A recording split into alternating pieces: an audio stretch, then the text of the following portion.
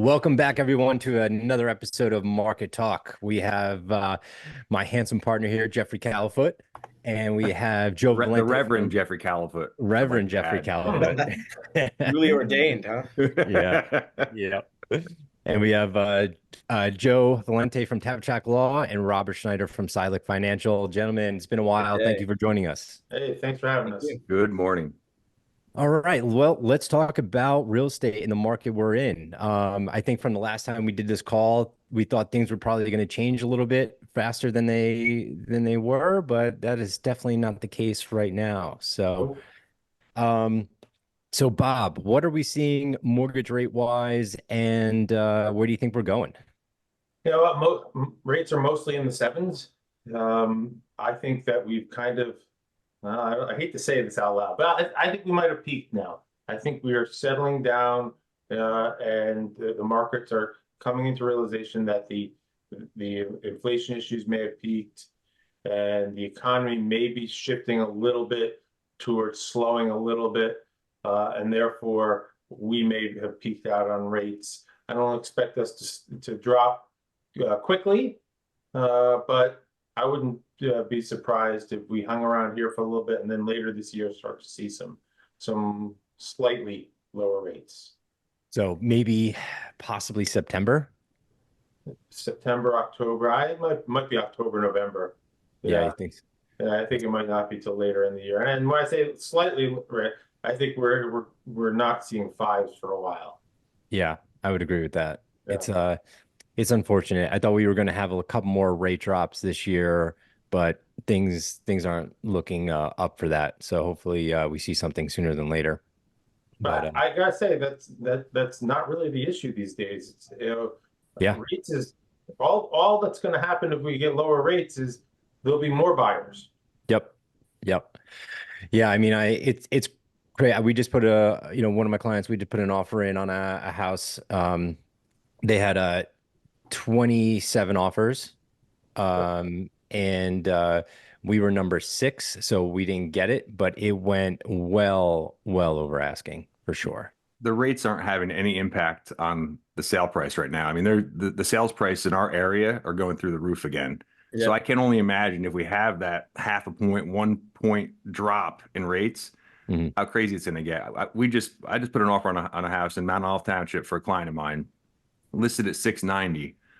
And there was a comp in the neighborhood that was listed at 650. It closed for 850. 850, $200,000 for ask. And talking to the agent, after our offer was presented and submitted, he's like, it's going north of that one. I can't tell you the price, but it's going north of the other one. And I'm like, this is outrageous. Yeah. This is a neighborhood that there is no justification. Good for the sellers, but this is horrible for buyers right now. You're talking about a price point that should be in the maybe low sevens tops, Mhm. and selling 850 plus. What's going to happen when the rates drop? It's going to be chaos. It'll be chaos. That's it. That's why I keep I'm telling going my to change careers. No. yeah, I tell clients, that's it, right? If the rates drop, you're just going to go from 20 offers to 40 offers. Yeah, Yeah, it's going to be completely insane. yeah. Joe, what do you see in transactional wise? Is everything, is everything a battle right now, or what are you seeing? Yeah, I'm at peak mental exhaustion. That's Yeah. not because of just the 3 kids and the newborn. That doesn't help, but it's every transaction's a battle. When you get one that's easy, you're like, oh wow, I remember I do love practicing in this field. Yeah. But for what it's worth, I'm extremely busy right now. Probably the busiest I've been in my career. I don't know if that's a product of just different relationships I've made or what's going on in the market, but I'm working a lot right now. So, Just a handsome devil. Everyone wants to work with you, man. but yeah, the deals they're not easy. It takes a lot of um, kind of reality check moments with your client too. Like being good at what you do in your field, whether you're an attorney, real estate broker, mortgage broker, is not just drinking the client's Kool-Aid all the time. You gotta No. steer them in the right direction because these transactions where the clients steer the ship, they don't go well. Right. So you Yeah. got to use your expertise and get the clients in tune with what the market is. It doesn't matter that their friend or somebody they knew bought a house 2 years ago. It's irrelevant. This is the market we're in now type of Yeah. situation. Yep. I agree with that. I mean, having, a strong team behind you to basically, and also prep the client on, hey, this is where we're at. This is what's most likely going to happen and take place. So you prep them of all the different scenarios and stuff like that. Um, so it's not a shock when they get into a deal and these things pop up. It's like, hey, we spoke about this. This is what's going to happen. This is how we're most likely going to react to certain scenarios and stuff like that. I mean, we get paid to problem solve. That's our job. Our 100%. job is strategy, problem solving, and trying to always increase the probability of the best outcome for the client. So, but yeah, I agree with you that every transaction in this market, not only is it a tough market to even get an offer accepted, but also just navigating the landmines during the transaction. So, but yeah, What I'm also telling clients is being the second offer and not yours accepted is often pretty good in this market. yeah, All right, a lot of It buyers definitely remorse. is. They get into attorney review and realize that they bid on a house that they didn't love, but they're so used to bidding on houses that they're just like trying to win. So true. So a lot of things are just falling out. So yeah. you just got to keep positive in this market and Yeah, make it. that's interesting. That could be the having that mindset of just wanting to win sometimes could be the precursor to having a deal blow up, right?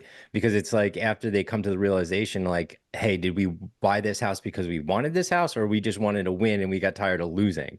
Yeah. So, and that's another thing that real estate agents make sure that um, they're going in for the right reasons all the time. So I'll say to my clients, hey, it's a multiple offer situation. At what price, if you offer, at what price are you 100% okay? Like, hey, if we didn't get it, that's fine. Because you don't want the regret or like, oh, we should have just done 10 or 15 more. But I also preface this that I don't want you, I say that, like, I don't want you to just go after this because it's a competition and you just want to win something as well, because then you're going to have remorse at the end. And that's the balance that we have to deal with right now, because you have, we slowly educate, sometimes quickly educate our buyers on the market conditions. It depends on how soon they listen to what we're telling them and showing them. But again, Jay, you just nailed it. Like, what's the most you're willing to pay for this and be okay getting it? But if you don't get it, you gave it your all. Like, no, like, oh, I should have went another 5, 10, 15,000. Like, this is your only shot. Like, this is it. Lay it all out on the line, and you have to be okay with it. I don't have to be okay with it. Nobody here has to be okay with it except for the buyers, Yeah. Yeah. And that's a tough conversation to have, because some of these buyers are strapped right now and they're really pushing their limits just to get the house that they could afford, a year ago. Now it's really pushing it. So Yeah. it's a challenging market for everybody right now, no doubt. Well, that's the conversation I'm having as well, Jeff, is that I'm going to give you a budget. Forget about what you could be pre-approved for. I'm going to give you a budget. But in this market, you'll probably be at the top of your budget. Right? So you just got to be prepared for that. But we'll try to keep you within that budget so we know it's affordable. It may be at the top of your budget, but it's definitely still affordable. Right. Yeah. And even, even sellers right now, dealing with, you need a good agent to, if you're managing, say you get 27 offers on a property. Yeah. The agent has to filter through those offers to make sure that, what is the offer exactly saying? How does it break down? How does it relate to a probability of getting to the closing table? Because, when we accept an offer, especially when I tell one of my seller clients, like, we accept an offer, we're only like 5% there. We got, attorney review, we got to go under contract, we got to do home inspections.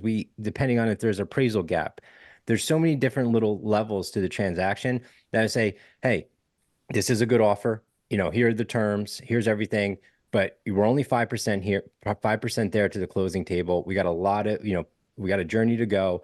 And then breaking all those offers down and making sure that they're educated on which one they're picking and has the highest probability of closing as well. And make sure that, the buyer and the buyer's agent aren't going to be playing games during the transaction to try to whittle away that price that they originally offered. So Hey, Jay, I'm curious, what are you guys looking for in those offers? I mean, you have 27 offers. How do you go through that, and what are you looking for? I mean, obviously, a big part of it is the offer amount, but there's much more to it than just the offer amount, isn't there? Yeah. There's so many levels to it. And there's a reason we have a spreadsheet for those multiple offers to literally break it down for our clients, just to show, okay, here's the price, here's their down payment, here's their loan, is it cash, is it hard money, whatever it is, who's the lender. It really comes down to all the different levels. Inspections are a big deal, right? Like I never advise my clients to waive an inspection, but when one comes on my seller side, that's a great thing to see, right? I mean, it's and that's a hard balance too, right? Because we work with sellers and buyers, and the inspection things for a lot of people, that's one of the biggest issues. In addition to the appraisal gap's the biggest. When you have a house going $200,000 over asking, there's no way in hell that that's going to appraise anywhere near that number, no matter who the appraiser is or what they can do. You're still over 100 grand gap guaranteed. It's just not going to happen. Yeah. Those are definitely two of the biggest things that I'm working overtime explaining to clients. Things are moving so quickly to get offers accepted. Brokers are adjusting terms. The client's not even sure in some cases what's going on. And a lot of times when I'm explaining to them, these things, we're trying to get into attorney review. There's not a full understanding of what they're even agreeing to. In some cases. So yeah, and that's why it's so important. Like we break everything down on an Excel spreadsheet, all the offers, because you can't just you can't just flood a seller with 27 offers and go, okay, read through these. Yeah, here's a Bible to read through right now, because that's what it looks like if you print all these things out, right? It's just not realistic. Right. And that's where our experience comes into play, breaking down all the offers. And also it's so important that the conversations you have with those buyer agents that are coming through, and you're constantly gauging whether or not, the intentions of that offer are legit, and the buyer's agent understands the operations of that offer, what they're actually offering, and you're gauging whether or not they, what their true intentions are behind that offer, and if there's going to be games being played during the transaction after you accept it. Right. So it's just setting clear expectations for everything and making sure everything is transparent. We know what offer we're accepting. Everyone understands the terms, and we get to the closing table as fast as possible. So, but yeah, it's definitely an education process, and a lot of times sellers get overwhelmed. They're getting overwhelmed with how many people are coming through the door, how many offers they're getting, and they're almost like, you almost get a deer in headlights, and that's when you have to reel it in, break everything down, and to the most basic level, to have them understand what their options are, and how we can execute those options to get them the best price with the best terms and close, on time as well. But there's also a lot of moving parts, like especially if the seller has to, buy another property, or they, if they have somewhere else to go and they can vacate the property right away at closing, that's great. But sometimes that's not the case. And so trying to figure out all the logistics and all the moving parts of them, getting out on time, and whether they got to purchase, whether it's contingent on them purchasing. So it's a lot of strategy on the back end as well. It's that easy. Yeah, it's that easy. No, really, we all know there's nothing easy from beginning to end. No matter where you are in the transaction right now, there's nothing easy. Yeah, and it's so important. And like, one of our jobs is to digest the information and go, okay, here's option A, here's option B, and option C. And these are the probabilities that you all have, but this is the probability of picking option A will get you here at this point, B and C, and so on. It's digesting the information and making it super clear and painting a clear picture of how things are going to operate and move forward. Right. So, but it's not easy. And then, we can do everything right, but there's sometimes when it just doesn't pan out. Completely out of your control. Yeah. So, because the one thing we can't control is the human element in every transaction. We know the process, we know how to navigate all situations, but the human element is the unknown factor in this equation all the time. Right. The sensibility does not run in every transaction. It's true. No. Nope. There's emotion. As much as you prepare clients, and every little thing becomes a big thing, and emotions can get, way off kilter pretty quick. And it's just keeping everyone grounded and focused on the big picture all the time and making sure that they understand that we have their back. Um, because as soon as they feel like they're on their own little island, all hell will break loose. Right. And that's why I feel like you and Jeff and you guys have such a difficult job in that the client definitely needs to feel like you have their back 100%, but you also can't just run blindly to whatever they're requesting. So it's like that balance. It really keeping the transaction on course while make the client feeling confident that you're listening to them. It's not easy. It's not easy. No. And I think the biggest thing to do, especially when you're managing clients, is ask them self-realization questions. So you're not telling, you're asking, hey, here's a scenario. What do you think would be do? So they start to connect the dots Right. and try to get them into your world and your train of thought and understanding the big picture quickly.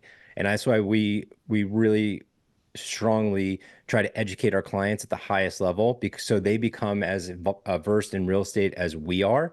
So we run as a team, not as someone, us running forward and just trying to drag them across the finish line. We're all trying to run together. So yeah, it's chaos. Yeah. But education and developing that relationship and building that trust quickly is what's key in these relationships. Early on in the It's relationship, key. right? You have to You have to. you have to let them know right off the bat, I'm here for you. This is what we're going to do. This is how it's going to go. And then follow through with what you're saying you're going to do. That's Yeah. where a lot of people fail, in this business. They say, oh, I'll do this, I'll do that. And then they're just crickets. Where'd they go? Mhm.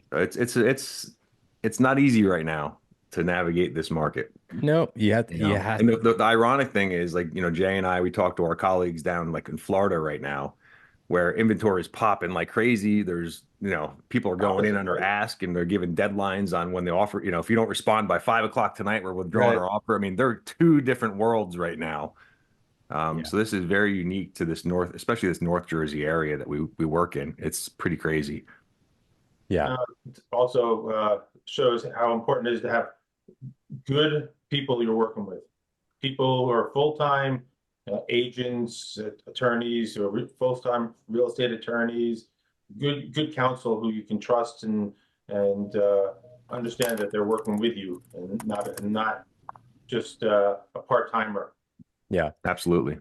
And being able to have those, uncomfortable conversations, you have to set the expectations. Obviously we don't want to have uncomfortable conversations, but it's, the reality of the situation that everyone needs to be prepped for what you're about to get into. So, you're setting the foundation for success at that point. If you go in and sugarcoat everything in the beginning, that's where things crumble. Like, that's one of the things I tell every one of whether it's a buyer or a seller, my job is not to sugarcoat things and pad your feelings. Like, I'm going to go in there and I'm going to tell you exactly what's going on. I'm going to be direct about it. And I'm going to show you the proofs why I'm saying these things. Mm-hmm. If you don't like it, I'm sorry, but I'm doing it for your best interest. Like, we have to establish this very quickly. So you know that I'm coming from a place of having your back and educating you and pushing you the right direction. Mm-hmm. So it's very true. And getting out ahead of problems that are going to exist. So like, there's going to be home inspection situations, right? There's going to be a report. It's going to come back with 100 different items. Focus on a few items that we want. Maybe we grab a little bit of a credit, but don't get hung up on the entire inspection report. It's so important. Right. Yep. Too many people read that inspection report and I tell them, do not read it. Don't even read it. It's not worth it because you're going to get pissed off. You're going to say, oh, this is fine. Who cares? If they're not requesting on a few items that are priority items. Right. Send over a small list to the other side. Request a credit that's reasonable. Like, these are all things that you can get out in front of with the client for sure. Yep. And that's what you said, Joe, reasonable. That's really what it comes down to. What's reasonable at the end? And it's not one party wins over the other. It's like, what's a reasonable solution to this problem? We get a request for, Jay, you had one, like, how many tens of thousands of dollars, $75K.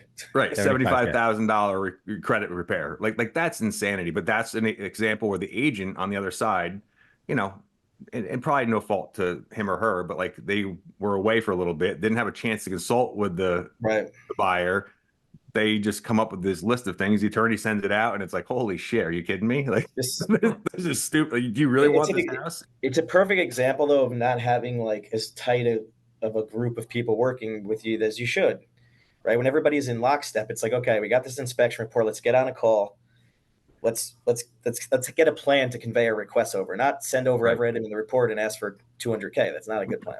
Right. I mean, that's it. What you're saying is interesting because you guys are talking about these things like inspections and stuff, and I'm prepping my clients the same. I know I'm just doing the mortgage, but I'm talking to them before they're doing the inspection. And I say, look, don't pick on all the little stuff. Pick the big stuff, and you have a better chance of making this work.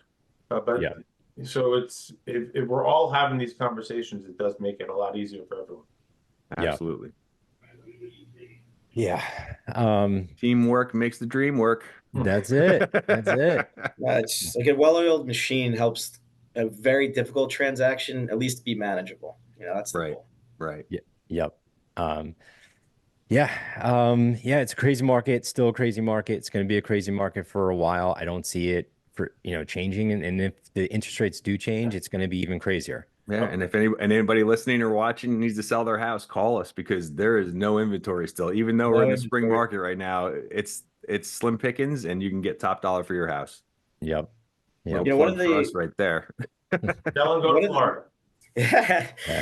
One of the good indicators, like earlier on, to predict where a market's going with real estate, I found is the amount of U&Os that are happening, and I'm getting a lot of those. That's usually an indicator that there's a lot of double buy situations. You see those before the market really picks up. And I think that could be a little telltale sign. I would say about 50% of my deals have U&O strapped to them. Well, that's been part of the problem we've been dealing with for so long with the inventory. So many people say, oh, I want to sell. I want a bigger home. I need more space, or I want to downgrade, but they don't want to lose the rates they refied to, and it's like, at what point do they all, again, it comes down to the rates, Bob, like, what's that number going to be for all of those people to say, okay, I'll let go of this 3.5% rate and go with something. Right now, it's not a 7. They're not going anywhere. 5.75, Bob. Is that going to send off a fire sale? What I think is interesting is that the longer it stays high, like 7s, the higher I think that number goes. So when we first were talking about this, end of last year, we were saying probably 5. I think that creeps up in the 5s because people are desperate. They're out of space. They've had additional kids. They're out of space. They need to move, and they're stuck on. I have this conversation today. Like, oh, I'm not moving. Well, you have 1 bathroom for 3 kids and you and your wife, and your kids are about to be teenagers. So I think that rate is creeping up. I think probably the high 5s start to see a little bit more. Yeah. I also think it has to do with the threshold. I think people look at the rates, but then sellers also look at how much equity they have in the house right now. So as soon as that equity hits a certain threshold and they know they can walk away with a certain amount, they'll then they'll make that move and depending on where they're going to go, right? I mean, if they're moving out of state right now, there's some places like the Florida market was crazy. You couldn't afford anything down there on either coast for the longest time. Well, now inventory is popping and there's neighborhoods filled with homes. So, if anybody is looking to go down south, like all the way south to Florida, you have a better opportunity right now and the prices are lower, but you can sell much higher here. So you're going to be able to buy down there low and pocket a lot of money for for the future. Yep. We have referral partners all over the country for anybody looking to go too. Right. Yeah. I like it. But real quick, the people look at it as their taxes as well. Like, you're going to move to Florida or in the South, like, hey, we might take a little bit hit on a higher rate, but we're dropping our tax bracket like into a quarter of what we're paying up here. So there's a lot of variables that go into play for sure. We should start advertising for Florida. Yeah. Doesn't help me, Jeff. Come on now. I can do mortgages in Florida. You'll get the sales side, Joe. You get the sell side, but I can do mortgages in Florida. No problem. There you go. Anything else you guys would like to add to our call? My last point of the call is, I think, and you just touched upon it, there's a few different factors that are all slowly coming together. As time goes by, people get more equity in their homes, the longer rates they hire, the less people are focused too much on what, the spread. All these things are going to come to a collision course, and we're going to see at some point, whether it's in a year, whether it's in 18 months, one of the busiest real estate periods New Jersey has ever experienced. It's just the writing's on the wall.